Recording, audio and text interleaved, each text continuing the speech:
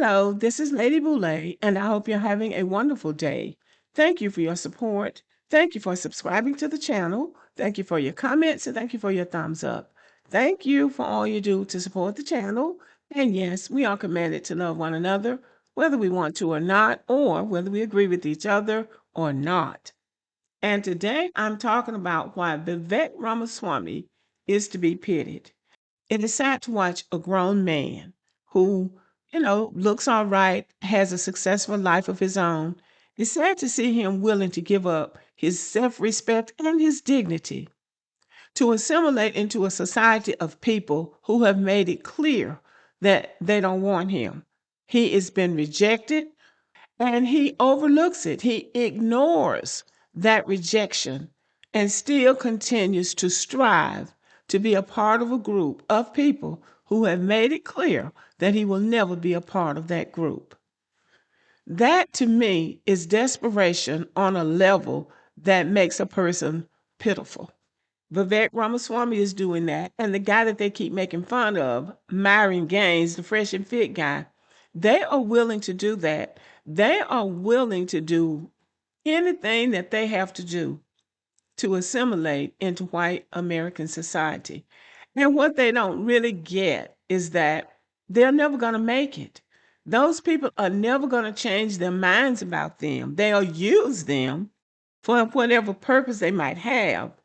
But at the end of the day, they are limited in how far they can go in white society. Now, Vivek is really sad because I believe he is sincere. He really wants to be white. And I won't say that. I'll back up and say he really wants to believe in America. He wants to believe that America is what America says it is on paper. He wants to believe the Constitution. He walks around with a copy of the Constitution in his pocket. And every time something comes up about anything that he disagrees with, he starts reading from the Constitution. And white people start laughing at him. So it's very clear to me that he wants to believe in America, even as he co-signs white supremacy, and he doesn't see the contradiction. And that's what's to be pitied about a person who really is not that smart, but he wants people to think he's smart. He has co-signed white supremacy. He has taken on white supremacy talking points, but he still doesn't understand why he's not included in the package. This is a speech that he made, and this shows you to me just how desperate he is. I'm going to let you listen to this speech. There's a different vision of American identity that's emergent in certain corridors of the online right. And it says that your identity as an American is based on your lineage.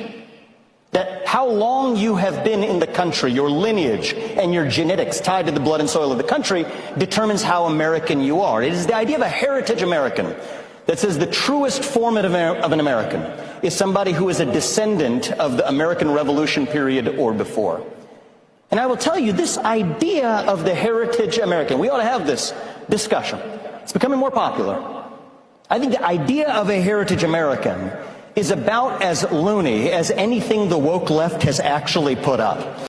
And that's where his delusion is coming in. And his delusion is feeding his desperation. Lineage does matter in every country on the face of this earth. How long you've been in a country does determine how American you are, how British you are, how French you are, how Nigerian you are, because those are the people that put in the work. They're the ones that put in the work. So yes, They are always going to see themselves as more American than somebody who came in on a plane and filed for a visa. So that's another part of the delusion of the immigrants, or, it's a part of the wake up call they've had to have. They thought that coming here on a plane, going to school, getting a degree, or coming from a country where you know your language and your culture and you know where you came from, they thought that that was going to offset 246 years of slavery and 90 years of de facto slavery called Jim Crow, or the 400 and something years that white people have been here. They thought they could come here and become as American as the people whose family members sacrificed, whose blood and bones put in the work to build this country.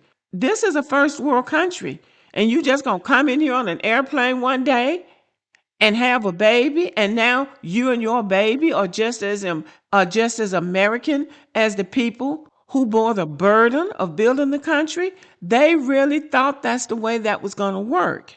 And because they did not regard, especially Black Americans, all of these people thought that they were operating on a higher plane than Black Americans. And that's why they voted for Donald Trump. And Donald Trump is the one who burst their bubble by telling them that, if he's telling them that birthright citizenship was for, he called, the babies of slaves, he's also telling them that you are not as American as these white people who really were just grandfathered in by being white. But you're not as American as these people who've been here. And that's the rule in every country in the world. So for him to think that's absurd tells you that he's not as smart as he wants people to think he is. There is no American who is more American than somebody else. The American quality, it's not like the left, they believe in this non-binary stuff. There's no non-binary American. It is binary. Either you're an American or you're not. And you think about it, I could prove this to you. Thank you. I'll take some applause on that. If you really believe in this idea, think about where it leads you. Leads you to believe that Donald Trump is less of an American than Joe Biden because Donald Trump's mother was an immigrant and his grandfather was an immigrant. That doesn't make any sense. Leads you to believe that somehow Bernie Sanders is more of an American than Senator Bernie Moreno from my home state, an America First patriot, because Bernie Moreno was a naturalized citizen from Colombia. So again, he's not as smart as he thinks he is because the white people were grandfathered in. Moreno, who came from wherever he came from, and Vivek Ramaswamy, wherever he came from, India, they aren't grandfathered in. Only the white people got grandfathered in. You either had to be an enslaved person or a white person. Even the so-called Native Americans weren't a part of the 14th Amendment. They had to be added in later. So he's also making a mistake by thinking that it's the woke left that thinks like that. It's not. It's the alt-right that thinks like that as much as the woke left. So he's the one that's out of the loop. It makes you think that Marco Rubio, our great Secretary of State, is somehow less of an American than Elizabeth Warren because she's a Native American, which we all know, right? Doesn't make any sense. It's loony. It's crazy talk. It makes you believe that somehow I am less of an American than the transgender criminal who assassinated Charlie Kirk. We refuse to accept that.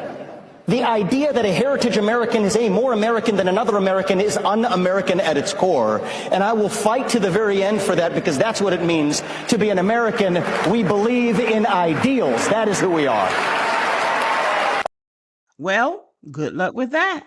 Now, white people have let him know that they don't want him to be governor of Ohio because he's not one of them. But that's what they've said. He's not one of them.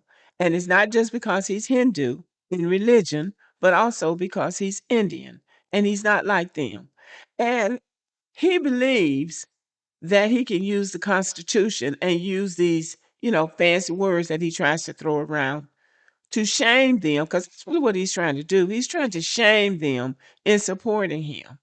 And that can't be done. I have never seen white people shamed into doing anything they didn't want to do. So right now in the polls in Ohio, because he's running for governor of Ohio, he had a strong lead back in July. Well, now it has collapsed, and he and the Democratic candidate, who is a white woman doctor, are neck and neck. It's a toss up. Now, by election day, we pretty much know how that's going to turn out. I suspect that he will have the same results as the Jamaican woman that was running for governor of Virginia. You think that you're going to win. It's a Republican state, and you've got all of this Republican support. Now, what black people could tell him, but he won't listen. White people will turn up to your rallies and support you and make you think that they're going to support you. And when they get to the polls and they get to that booth, they're going to vote for the white person. Now, they have a history of doing that. So you cannot shame them into supporting you. And so I know y'all are not going to pity Ramaswamy because y'all don't, think he deserves it. But I think he does, because I think a person who doesn't have any more self respect than he seems to have, in my opinion, deserves to be pitied. And I'm just going to keep making videos about him, because anytime somebody doesn't learn and they're in the public's eye and people like to see them, stumble and make a fool out of themselves, those are good people to make videos about. So I'm going to keep talking about them. Anyway, y'all, let me know what you think about him. Do you or do you not feel pity for Ramaswamy? Let me know, and have a good day.